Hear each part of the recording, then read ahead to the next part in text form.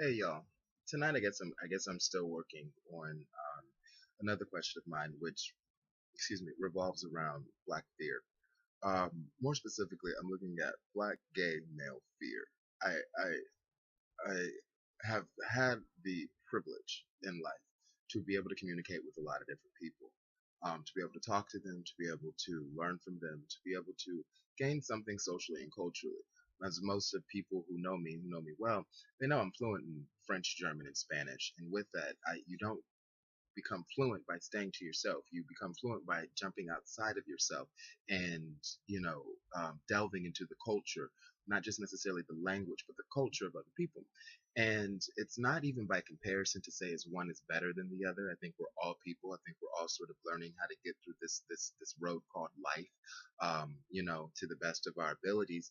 And I think that certain cultures, in certain ways, seem to facilitate it or seem to do it easier than others. And this isn't something that I'm talking about with regards to economics nor race, but there's one thing that I can't seem to dislodge, which is that there seems to be still today, such a large amount of fear amongst especially black males. And it saddens me, it breaks my heart because I think that black men are some of the most beautiful people on the earth.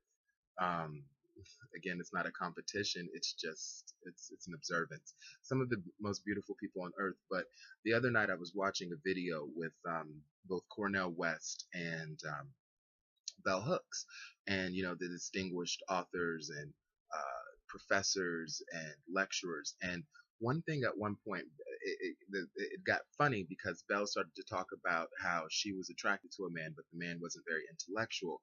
And then Cornell said, well, don't let his lack of intellectuality be a reason for you not to, you know, to pursue him in other ways or to appreciate him in other ways. She said, if you wanted to talk, intellectual, you can talk to me. And I know what Bell means. I know what Cornell means, and it's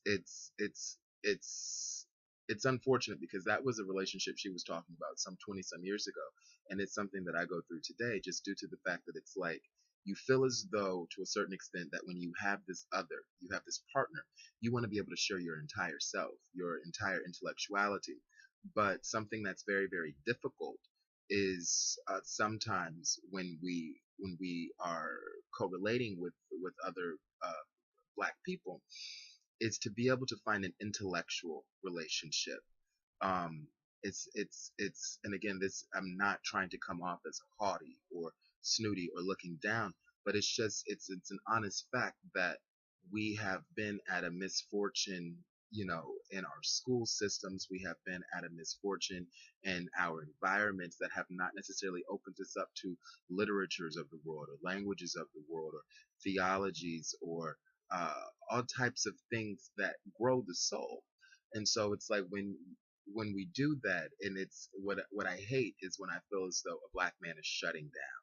I hate when he's shutting down because it's, I don't know if it's, he feels as though he's going to come off stupid or uneducated or um, unprepared for the conversation. But the only way to really grow yourself is to open yourself up. And still, it's just unfortunate because I feel like black men are still some of the most intimidated um, people on this earth. And I mean, yes, I mean, if you have a society that has oppressed you for, for centuries, and you have a socio-political system that has attempted to oppress you at every place, educationally, economically, uh, spiritually, and intellectually. Of course, you're not necessarily just running to share your thoughts and your ideas and your imagination and opening up your spirit to the world. But at this point in I would say the journey of evolution, it's time we do so. It's time we do so. Just because it's not something that's earned, it's something that you were born with.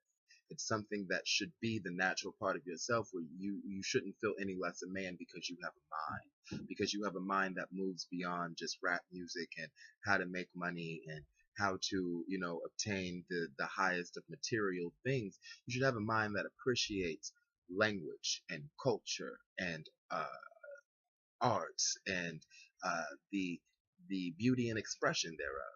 And I still feel like there's like this lack there. There's this disconnect there, and I'm really working with myself to figure out how do we break past that. You know what I mean? I don't necessarily mind being the iconoclast. I've always been in situations of discomfort, but something that I'm really geared at doing is working with black males, specifically black gay males, and figuring out how is it that we break into a deeper sense of self. Because another thing that Cornell said in the interview was that, you know, black men are not trying to ask existential questions, because when we open up existential questions, sometimes we have to deal with pain. And then when we deal with pain, all types of things jump out of Pandora's box. But I think that this is the time, and I am interested, and I am excited to hopefully begin to create a place where we can break out into that, because no one is here to judge you or to illegitimize you or to make you feel less than a man, but to really get inside of yourself, to truly open yourself up as a spiritual, as an intellectual person of color, is one of the most beautiful things you can do for yourself. I know that by personal experience. And so with that, that's why I'm so just interested in drawing it out. And if anybody has any ideas as to how I can better achieve it, I'm all ears. Thank you so much. Have a good night.